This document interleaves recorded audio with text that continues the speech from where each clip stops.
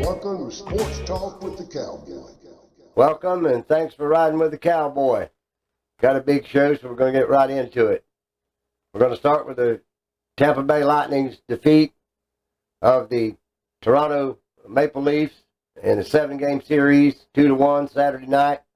Our last show, we were talking about the Game 6, which the Lightning won in Amalie Arena 4-3 in overtime. And then they went on Saturday night to defeat the Maple Leafs in Toronto 2-1 and winning round 1 in their pursuit of Lord Stanley's Cup for the 3rd time in a row. They now are in round 2 in a competition with the Florida Panthers out of Miami, Florida. And last night's game, the Tampa Bay Lightning, this is game 1 of round 2, defeated the Florida Panthers 4-1 in Miami.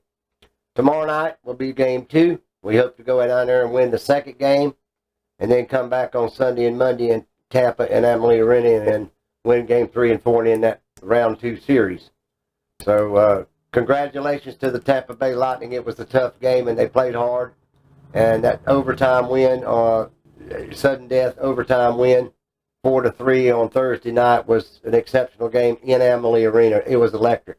And then to go back up in Toronto and win that game 2-1. So congratulations to the Tampa Bay Lightning. Now we're going to go on with the Tampa Bay Buccaneers and what's going on out the OTAs. They're out there practicing with the new rookies. Blaine Gabbert's out there taking most of the snaps. Tom Brady came out for a couple of days. He's not been out there every day. And that OTA will be over next week. And then they'll break to go back in June. And then preceded by a mandatory camp at the end of June. And then they'll break for the rest of that month and come back July to start training camp. No news on Ron Gronkowski, as we've known now. Just a few clips from Tom Brady that he's spoken to him. Not really in any distinct mannerisms of what's going on with Ron Gronkowski. Though we do still believe, Cowboy believes, that he will come back.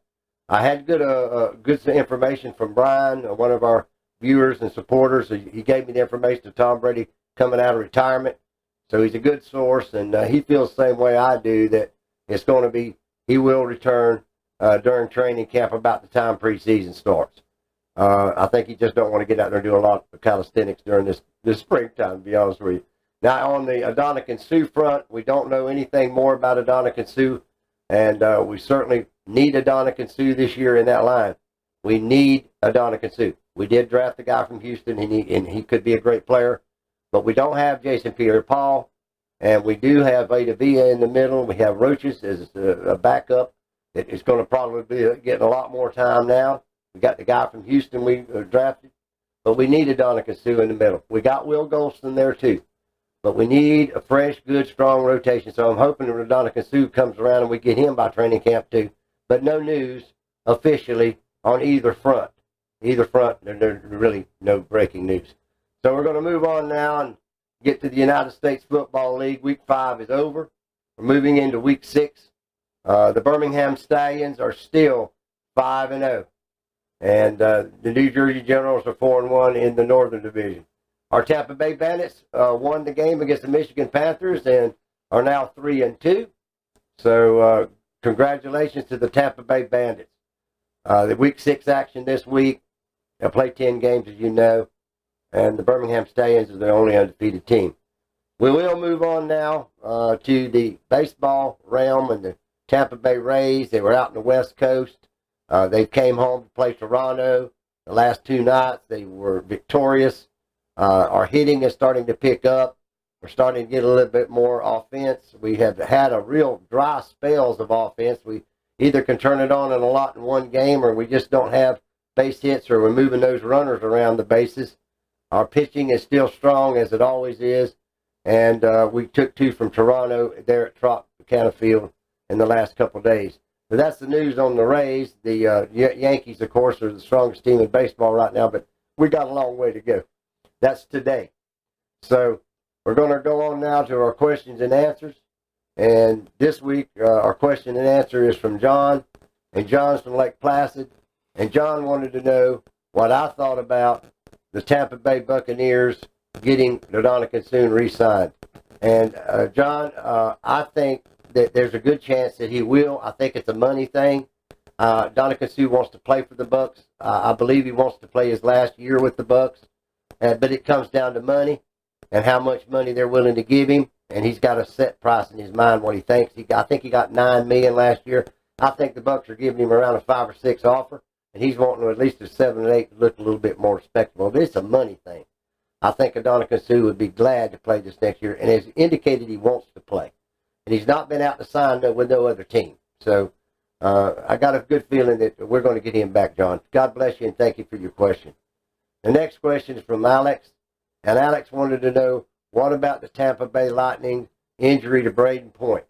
Blackjack Braden Point, number 21, was injured, and he was injured in the game before the series ended with the Toronto Maple Leafs. He's been out now, the first game against the Florida Panthers.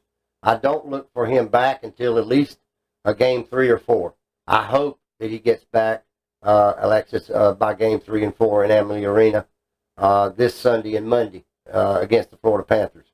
Because Blackjack Braden Point is as you know, a superstar in the game. And I hope, these hockey injuries, they don't really give you great detail about them unless they're really serious. They say lower body, upper body, but they don't get specific. This is a lower body injury, as we could all see. So we really don't know. And they're really tight-lipped in hockey about letting anybody know. But I don't see any way that tomorrow night we'll see him in Miami. Maybe we'll see him in game 4 in Tampa. So thank you for your question, Alexis, and God bless you for your support. What you got for me tonight, DJX? Well, Cowboy, you know how we do it. CBS Sports report, agents take Tom Brady leads the way in the NFL career earnings despite taking a team first approach to contract. I'm going to elaborate a little bit more. Tom Brady will be making the transformation from the football field to the broadcast booth once he decides to permanently hang up his cleats. Fox Sports announced last week that Brady, who turns 45 in August, will become its lead analyst on the NFL games and work as an ambassador for the network, with a focus on client and promotional initiatives when his career is over. The 2022 season is final year of Brady's contract with the Buccaneers. Brady's deal is reportedly worth $375 million over 10 years. It's the most lucrative contract in sports broadcasting history. The value of Brady's contract with the Fox Sports is more than he has made from his NFL player contract. None of Brady's NFL player contracts have averaged $37.5 million per year, like his reported broadcasting deal. Last season, Brady's first to hit $300 million mark in a field earnings. Two of the players, Aaron Rodgers and Matthew Stafford, will join Brady in the $300 million club by the end of the upcoming 2022 season. Think about that. Well, Brady, as we know, always takes less. He gives back to the team. Okay. And no other player does it. I mean, Aaron Rodgers took $50 million, and they had to get rid of his receiver. Couldn't pay it. Okay. So Brady's the kind of guy like with us. He takes $27 million as a contract, but then he only receives $8 or $9 million of it and puts the rest back towards the team. Which that's in itself never done. Tom Brady is the greatest player that's ever played football. Probably the greatest player that played sports. Okay? Really. This guy, when you say team first, takes money and gives it back to the team to improve the team. Now that's a team player. That's a team player. Yeah. He's going to make less than half the quarterbacks in the NFL this year. Tom Brady. Aaron Rodgers sits up there and gets $50 million, or Mahomes, $45, $50 million. And they demand it. They can't pay no players around. So, yeah, I believe that. But look, like you said, he's going to get $375 million. And that's just $300 million in career earnings on the field. So that doesn't count all of his off-the-field endorsements, deals he's got going. He's got a lot of them. Right. But some would say that he's being paid actually too much. Yeah, I don't think so. Tom Brady, you say the word Tom Brady and you got viewers. You got millions of viewers. I don't care if you got every player that you could put in one room on the other networks, and you got Tom Brady in the booth. Everybody's gonna go listen to Tom Brady. They're gonna check it out. They definitely gonna do that. They're gonna listen. They're gonna watch his commercials in between him in the booth. You know, believe it. You know it. They're gonna go out and buy whatever sandwich he's eating. All right, let me elaborate on this USFL for a little bit. I just want to give everybody the overall.